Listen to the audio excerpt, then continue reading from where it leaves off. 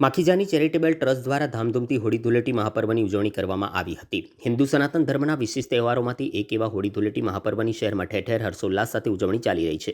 ત્યારે સંગમ 4 રસ્તા નજીક માખીજાની ચેરિટેબલ ટ્રસ્ટ દ્વારા પણ આ તહેવારની ભવ્ય ઉજવણી કરવામાં આવી હતી.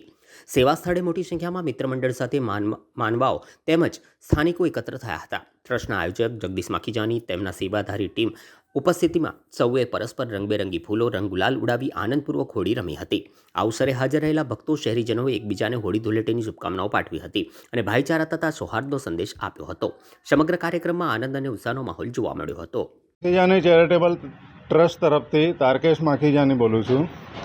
અમે લોકો અહીંયા 365 દિવસ ગરીબોની સેવા કરીએ છીએ, જરૂરતમંદ લોકોને ખવડાવીએ છીએ. આજે હોલીના પર્વત ઉપર અમે લોકોએ બધાએ ફૂલો કી હોલી રમ્યા છે.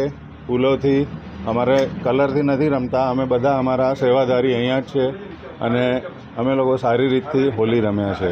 હું તારકેશ માખીજાની ચેરિટેબલ ટ્રસ્ટ તરફથી. હું ડૉક્ટર દુર્ગાબેન વ્યાસ અહીંયા દર ગુરુવારે, શનિવારે અને બુધવારે જ્યારે જરૂર પડે, આજે ધૂળેટી નિમિત્તે અહીંયા બહુ જ સરસ ફંક્શન હતું.